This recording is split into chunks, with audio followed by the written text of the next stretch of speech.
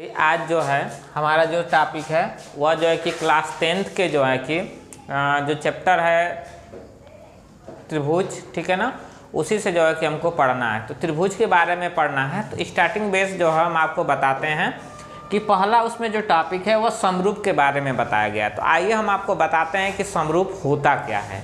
देखिए, हम आपको चित्र के माध्यम से बताते हैं। जैसे यहाँ पे देखिए हम दो ट्रायंगल खींच रहे हैं, ठीक है ना, और एक देखिए यहाँ पे दो खींचे।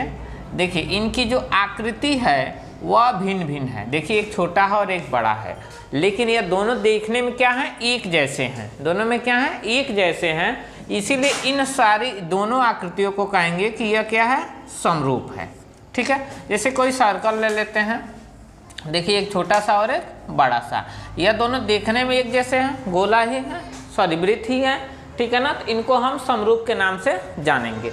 तो इस तरह से जो भी आकृतियाँ होती हैं इसे हम समरूप जो है कि नाम से जानते हैं। जैसे मान लीजिए कि यह त्रिभुज है तो इसे कहेंगे हम समरूप त्रिभुज है, यह सर्कल है तो समरूप वृत्त है, ठीक है ना।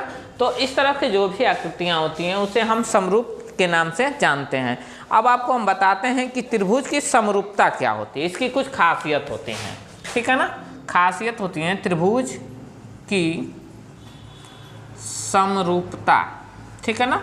तो त्रिभुज की समरूपता क्या होती है, तो त्रिभुज की समरूपता की जो खासियत होती है इसको हम बहुभुज के नाम से भी जानते हैं। बहुभुज की समरूपता, इसे हम बहुभुज की समरूपता के नाम से भी जानते हैं। तो इसकी खासियत क्या होती है कि इनके संगत भुजाओं का जो अनुपात होता है, पहला जो टॉपिक होता है संगत भुजाओं का अनुपात नियत रहता है, ठीक है ना। जैसे मान लीजिए कि इसका नाम ए बी सी, इसका नाम पी क्यू आर रखा जाए, तो इनके संगत भुजाओं का अनुपात जैसे हम लिखेंगे p q upon a b. देखिए यह दोनों इनकी क्या है, संगत भुजाएं हैं। इसी तरह से ए सी की संगत भुजा पी आर है, और जो है बी सी की संगत भुजा जो है कि क्यू आर है। तो इसमें क्या होता है कि इनके संगत जो भुजाएं होती हैं इनका जो अनुपात होता है वह नियत होता है, या आपस में बराबर भी हो कह सकते हैं, ठीक है ना। दूसरा इनका जो टॉपिक होता है संगत जो कोण होते हैं आपस में बराबर होते हैं। तो जैसे इनके संगत जो कोण होते हैं वो आपस में बराबर होते हैं। तो संगत कोण देखिए, यह कोण बी जो है वह कोण क्यू का संगत है, यह कोण ए जो है कोण पी का संगत है, और कोण सी जो है कोण आर का संगत है। तो यह जो होता है इनके संगत भुजाओं का जो अनुपात होता है वह नियत होता है, और इनके संगत कोण भी आपस में बराबर होते हैं। यह समरूप त्रिभुज की क्या होती है, खासियत होती है, ठीक है ना।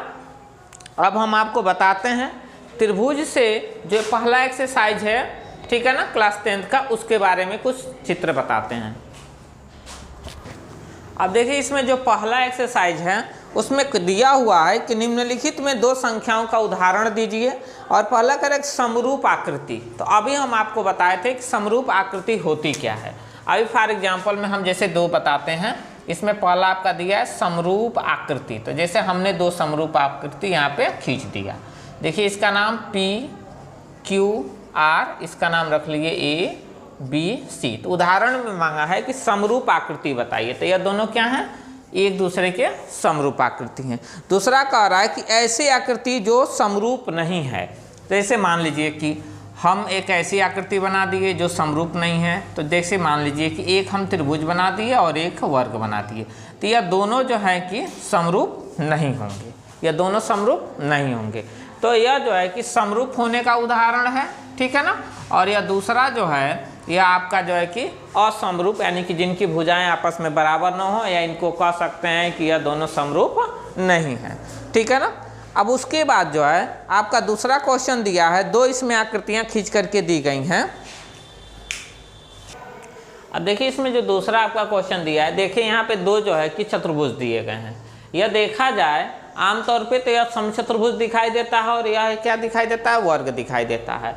तो पूछ रहा है कि ये दोनों आकृतियां समरूप हैं या नहीं है। तो ये दोनों आकृतियां समरूप हैं नहीं है यह बताने। तो देखिए सबसे मूल चीज़ होता है कि इनकी भुजाओं का माप यदि अनुपात बराबर हो जाए तो नहीं कर सकते। इसमें क्या होगा कि इनकी जो है, देखिए दोनों की आकृति क्या है, भिन्न भिन्न है, अलग अलग है, ठीक है ना। तो यह दोनों आकृतियां जो है कि समरूप नहीं होंगे, ठीक है।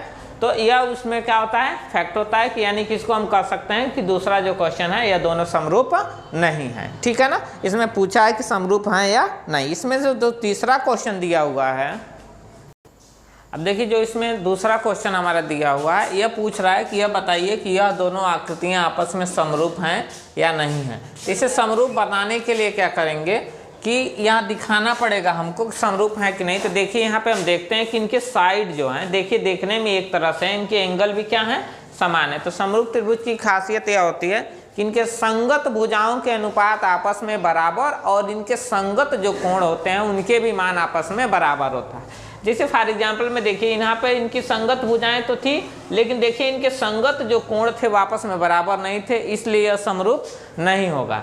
ठीक है ना, और यह दोनों क्या हो जाएंगे, बराबर हैं, इसलिए यह क्या हो जाएंगे, समरूप हो जाएंगे।